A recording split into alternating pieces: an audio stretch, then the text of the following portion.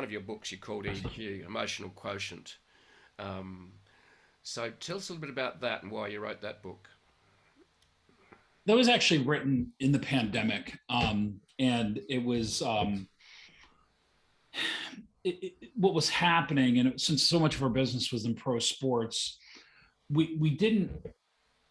People were trying to sell, and you know what you were dealing with in Australia, right? And businesses are shutting down, so you couldn't show people that you were emotionally detached to their situation because you could never tell what you were dealing with, right? So you might have been, you were dealing with groups of people that were saying it wasn't real. You were dealing with groups of people that had sickness themselves. You were dealing with people who maybe have a relative that was going to die. You're dealing with people that had gotten massively laid off, and to not show as a leader or as a salesperson, because a lot of people's sales jobs had changed at that point. A lot of their businesses changed because there were haves and have nots inside that business wise. So I wrote it from the standpoint that, like, look, you're going into every one of these situations and you got to check in the right way.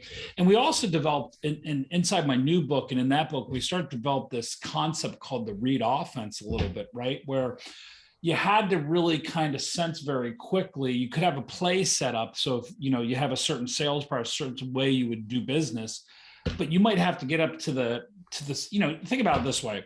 Probably the best analogy. Say you're a surgeon, right? And you're doing a knee replacement on a 65-year-old with high blood pressure. Yep. Okay.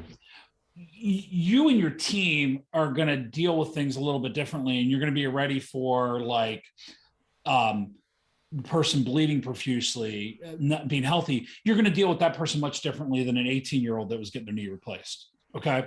So you would have to be very good in the moment. And what we were saying at that point, and we really believe with EQ, and I wrote more about it in my newest book, this concept of being able to move very laterally very well, right? I interviewed a SEAL team member, Special Forces member, and I said, how many situations, what was your success rate when you were in the SEAL teams? And he said, mission-wise, Lance, it was over 80%.